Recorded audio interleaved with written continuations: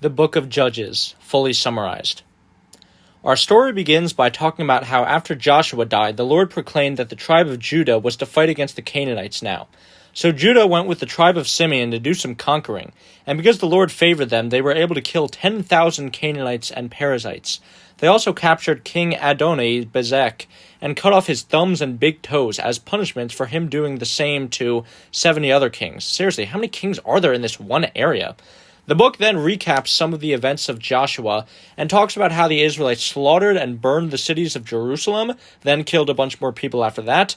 Then Othniel was bribed to conquer Kirjath Sepher by Caleb in exchange for his cousin as a wife.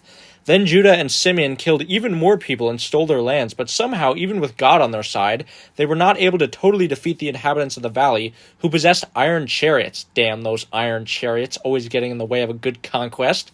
In fact, God failed to live up to his promise of helping the Israelites slaughter everyone in the Holy Land multiple times, as the children of Benjamin did not drive out all the Jebusites in Jerusalem, Ephraim did not drive out all the residents of Gezer, and the tribe of Manasseh was not able to drive out all the inhabitants of the land, and many of the Canaanites dwelled among the people, although many of them were put under tribute. The book tells of how the tribe of Joseph slaughtered the city of Bethel, but God was displeased with the Israelites because they had not killed all of the other inhabitants of the land and had left some alive along with their altars. An angel of the Lord spoke to the people, telling them that the survivors of the massacres would be a continual thorn in their side. So the people sacrificed to God because they felt sorry.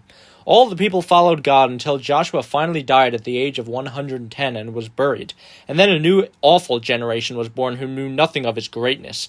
The Israelites began following the gods of other nations like Baal and Ashtaroth. So the Lord's anger was hot, hot, hot, and he brought their enemies upon Israel. Then they cried to God to save them, and God sent judges to free them from their servitude. But whenever the judges died, the Israelites once again went back to being unfaithful to the Lord. So the Lord abandoned the Israelites to test them by leaving the remaining inhabitants of the land alive. The Canaanites, the Hittites, the Amorites, the Perizzites, the Hivites, and the Jebusites continued to dwell in the Holy Land.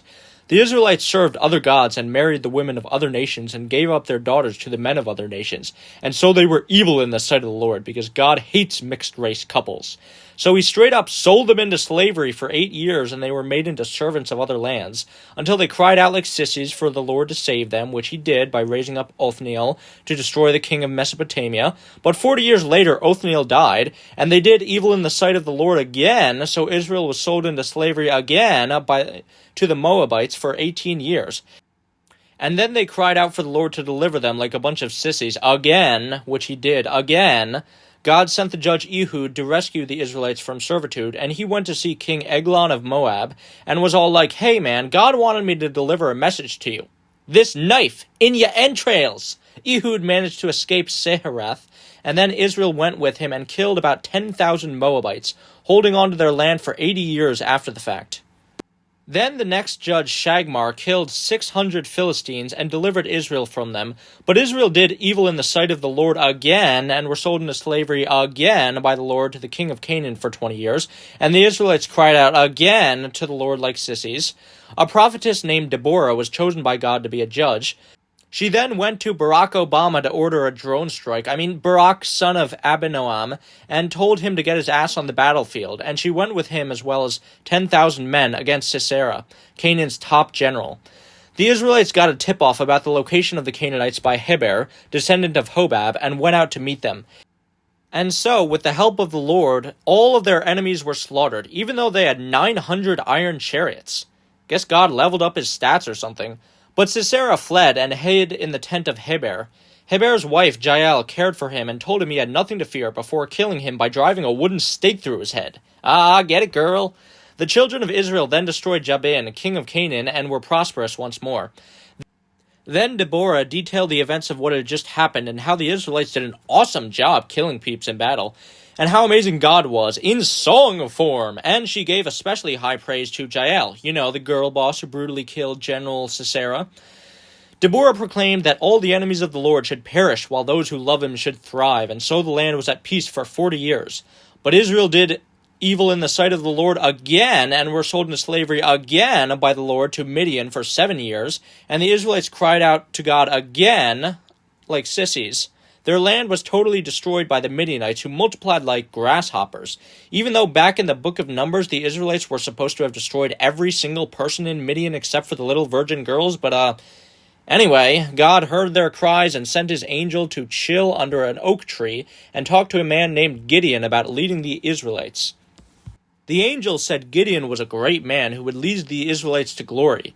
Gideon was hesitant, though, because his family was poor and he was the least in his father's house, but God told him that he would be with him, and with his help, Midian would be wiped out. Again. Gideon was still sus, so he offered up a sacrifice to the Lord under the oak tree, and an angel of the Lord set it on fire as a sign to Gideon. So Gideon was convinced and built an altar to God, determined to serve the Lord. At the command of God, Gideon took 10 men and tore down the altar of Baal belonging to the town at night, and made a new one to sacrifice to God. In the morning, the people of the town desired to kill Gideon for touching their stuff, but Joash, the father of Gideon, said that they should be grateful, and said whoever worshipped Baal should be put to death. Things were heating up, and the Midianites and Easterners gathered together to fight. Gideon sent messengers to gather men all throughout Manasseh to fight, but he was still skeptical he could win. So he tested God once again with dry fleece he put on the ground. Geez, Gideon, it's called faith. You don't need evidence of God's potency. I mean, come on. So Gideon told God to make the fleece wet while the earth was dry by morning, and after God did so, he told him to make the fleece dry while the earth was wet by next morning. So Gideon was finally convinced after God did so of God's power, for real this time.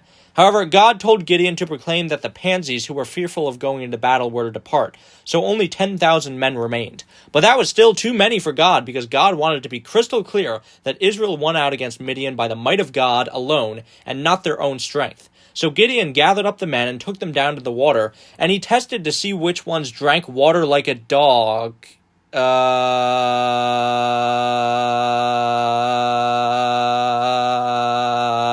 And the 300 who lapped it up like dogs were selected for the battle. Genius!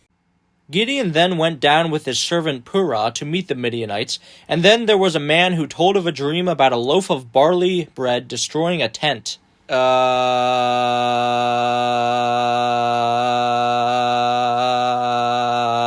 And Gideon's servant Purah interpreted it as God being on Gideon's side. Gideon took his 300 men to camp near the enemy, and then they blew their trumpets and shouted, "The sword of the Lord and of Gideon!" God then took over the Midianites' free will and made them start killing each other like puppets on strings, so they fled and Israel pursued them. Gideon sent messengers to gather more men from Ephraim to make sure Gideon did not escape, and then they killed the leaders when they caught up with them. However, Ephraim got mad at Gideon because he did not invite the tribe to the slaughterfest originally, but Gideon calmed them down, and he then went out with the Israelites to pursue the Midianites. Gideon passed through the land of Sukkoth and asked the people there for food, but they refused. So Gideon promised to return and tear the flesh from their bodies. Penuel also refused him aid, so he promised to return and knock down their tower. The Midianites had a tiny force left of 15,000 soldiers after God forced them to kill each other, so Gideon killed them while their camp was not on guard. With his mission complete and King Zebah and Zalmunna of Midian captured, he decided to exercise his bragging rights and returned to torture the elders of Sukkoth with thorns and briars, and then he tore down the tower of Penuel and killed the men of the city, and then killed Zebah and Zalmunna. Israel then told him they wanted to install him as king, but Gideon then proclaimed that he was not to rule Israel because that was God's duty. He also asked to be given the plunder from the battles, and he got a lot of bling and made a much-desired ephod out of it. After the battle, Israel was at peace for 40 years, and Gideon chilled out in retirement, banging his many wives and concubine, who pumped out 71 sons before he died. But pretty much the minute Gideon died, Israel once again went back to serving other gods. One of Gideon's sons, Abimelech, who was born of his concubine, paid off some mercenaries and killed the other 70 brothers, save one named Jotham. And so all the men of Shechem made Abimelech king. However, his brother Jotham, who escaped, was pissed, so he told a really weird parable about talking trees and rebuked the people of Israel because they allowed nearly all of Gideon's 70 sons to die. He said that they had wronged Gideon and would be consumed by the fire, and then he fled to Beer because he feared his brother Abimelech. After 3 years of Abimelech's rule over Israel, the men of Shechem were compelled by an evil spirit sent by God to turn against Abimelech, So they plotted against him, but Abimelech was warned about them, and so became wary. Gaal, son of Ebed, led the men of Shechem against Abimelech, and challenged him to a battle. Abimelech rose up and gathered a force out to meet Gaal, and Gaal lost the battle and fled to Shechem. Abimelech decided to demolish the city, kill all of the inhabitants, and sow salt on the land. Men hiding in the tower of Shechem heard of this, so they locked themselves in the stronghold of Berith. But Abimelech went and set fire to their stronghold and killed 1,000 men and women. Then he went to burn down another tower at Thebez after he conquered the land, but his head was crushed by a woman inside, dropping a rock on him. He asked to be killed by his armor-bearer, so he would not have the humiliation of being killed by a woman, and so his reign was over. God's justice had been carried out, I guess, and the Israelites departed. Then the judge Tola, son of Puah, arose and watched over Israel for 23 years before dying. And then the judge Jair guided Israel for 22 years, but then he died, and Israel once again turned its back on God and worshipped other gods. And so God sold their asses into slavery, again, to the children of Ammon, and the people were oppressed for 18 years. Then they cried out to the Lord like sissies to save them, again. But this was like the 5th frickin' time, so the Lord was feeling pretty salty about the Israelites constantly betraying him over and over, and decided against helping them. But the Israelites went and got rid of all the false idols and asked really nicely, so the Lord changed his mind. The Israelites assembled themselves to fight, but required a leader, and selected Jephthah, a strong bastard son of Gilead, who was driven out of his father's house for being illegitimate. He liked to go out raiding with unscrupulous characters, but the elders of Gilead went to him to ask him to lead the campaign against Ammon. They pleaded with Jephthah to be the commander of the army, and Jephthah was kind of hesitant since they had already expelled him from his father's house because his mother was a whore, but he accepted as long as the Lord was on his side. Jephthah sent messengers to the king of Ammon to figure out why Ammon was so mad at Israel, and as it turns out, Ammon was upset about Israel, stealing a bunch of their land forcefully, and they wanted it returned peacefully to them. Jephthah responded by sending more messengers, saying that Israel was justified because the Ammonites did not let them pass through their land and fought against Israel in the past, and winners keepers, okay? And plus, Ammon had every opportunity to take back their lands that God had bestowed upon the Israelites before, but they didn't. Israel is keeping those lands, end of story. But Ammon wasn't having it, so nearing the oncoming battle, Jephthah made a vow to sacrifice whoever came out of the doors of his house to greet him upon his return to God in exchange for a victory. So the Lord delivered the cities of Ammon into his hands, and there was a great slaughter. But when Jephthah returned to his house, his only daughter came out to greet him. So according to Jephthah's vow, after bewailing her virginity for 2 months, Jephthah burned her as a sacrifice to satisfy God. Then the people of Ephraim went over and threatened to burn down Jephthah's house because they were morally outraged at the monstrous act of killing his own daughter as a sacrifice. No, just kidding. They were all butthurt they didn't get invited to the Ammonite Slaughterfest. Nobody likes you, Ephraim. Just go home. So Jephthah got insulted because Ephraim never offered to help in the first place. So with the help of the men of Gilead, he slaughtered 42,000 of them, and then he judged Israel for 6 more years and then died. Then after him, the judges Ibzan, Elon, and Abdon ruled Israel consecutively for a period of time, but after them the Israelites once again did evil in the sight of the Lord, so they were oppressed again by the Philistines for 40 years. An angel appeared to a barren woman, the wife of Manoah from Zorah, and told her she would give birth. But the child was not to ever have his hair cut, and while she was pregnant, she was not to drink wine or eat anything unclean, for the child was to take a Nazirite vow to God and deliver the Israelites to victory. The woman went and told her husband about it, and Manoah called out for God to tell them more. He was brought to the angel of the Lord after he reappeared to his wife, and was told to sacrifice a young goat to the Lord, which he did, and so the angel of the Lord ascended into heaven, which made Manoah and his wife fall on their faces. So the wife of Manoah birthed Samson, who was highly blessed by God, and the child grew up strong.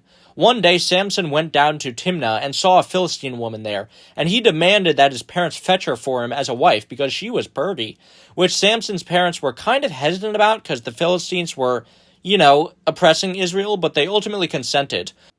On the way to her house, a lion attacked Samson, and he killed it with his bare hands, Sukasa style.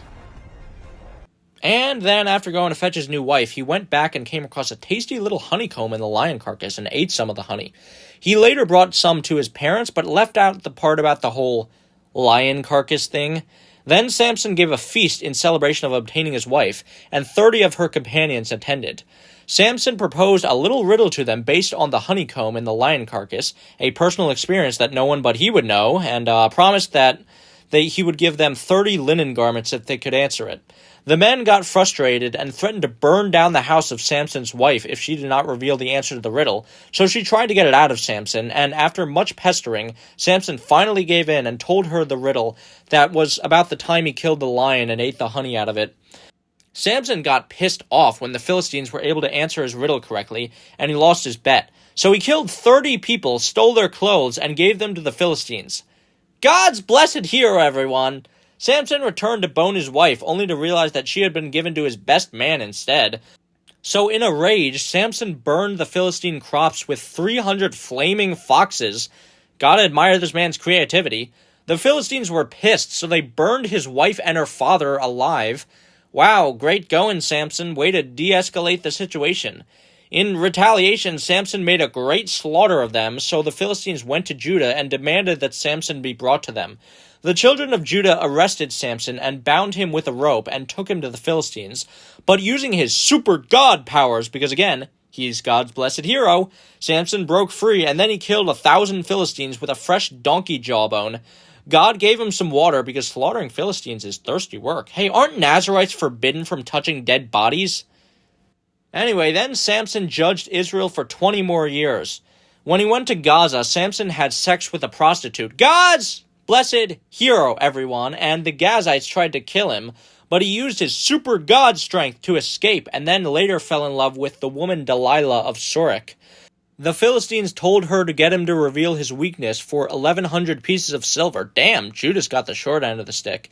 But Samson did not tell her the truth, and told her lies 3 times, and she believed him 3 times, and the Philistines tried to attack him 3 times, and Delilah got angry 3 times, and for some reason Samson was completely clueless to the fact that she tried to betray him 3 times, but because she was annoying him so much, Samson finally told her the truth, that if he was shaved, then he would lose his strength.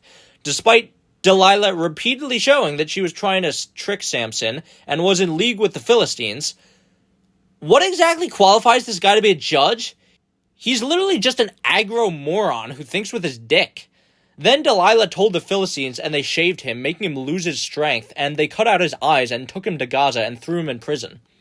The Philistines gathered together to celebrate their victory against Samson and brought him out to perform for them in their sacrifice to their god Dagon, and they tied him to the pillars of their temple. But he begged for God to give him his strength back, and so, using his super god powers, he was able to push down the pillars, collapsing the temple on himself, dying, and taking the 300 men and women in the temple with him.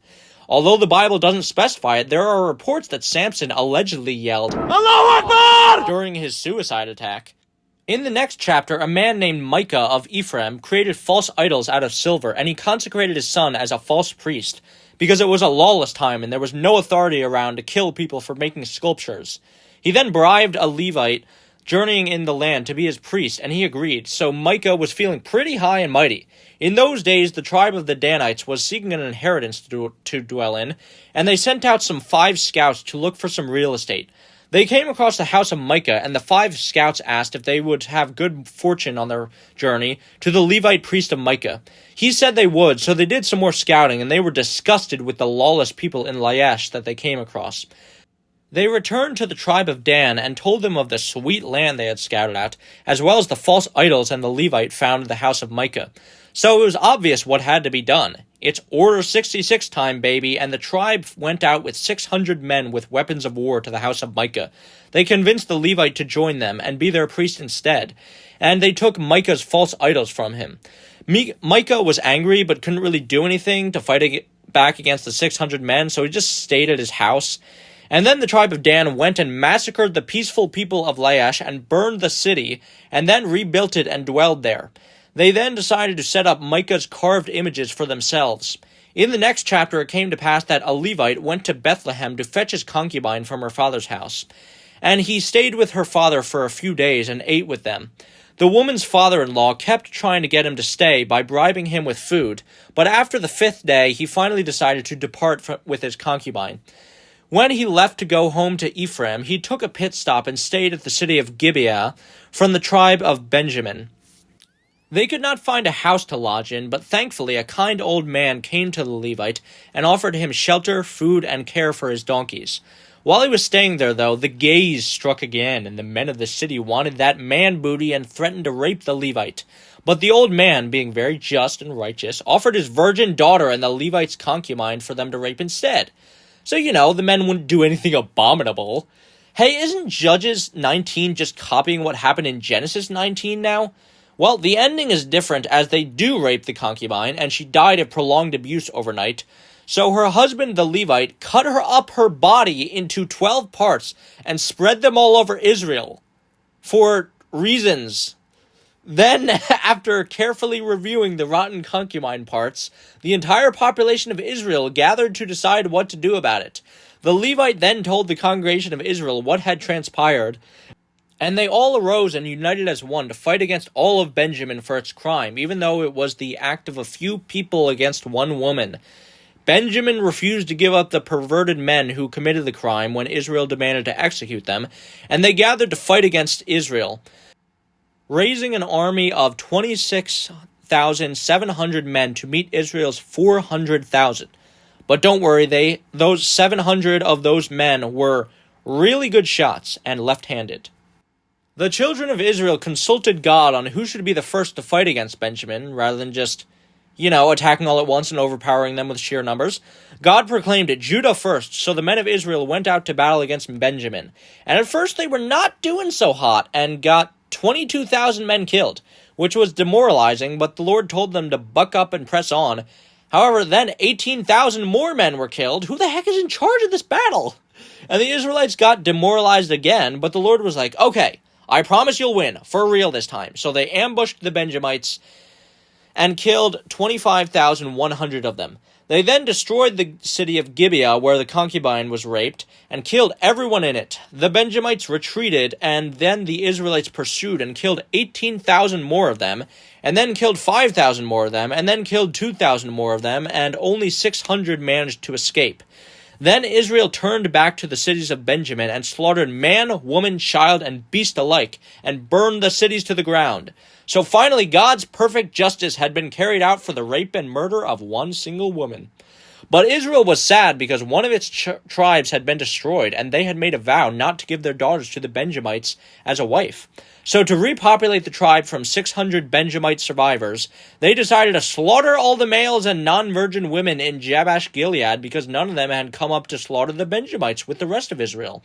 And they spared the 400 virgins and presented them to the survivors of Benjamin as wives. But there were still not enough virgins to go around. So the elders of Israel came up with a 200 IQ plan and told the Benjamite survivors who still did not have wives to go kidnap some of the dancers of Shiloh during the feast of the Lord to take them as their wives. Luckily, the Benjamites were able to obtain enough women to replace the ones that Israel had slaughtered, and went back to their lands and rebuilt their cities, and everyone was happy. The end. Tune in next week for a much shorter and more lighthearted story about a woman trying to bag a sugar daddy. See ya!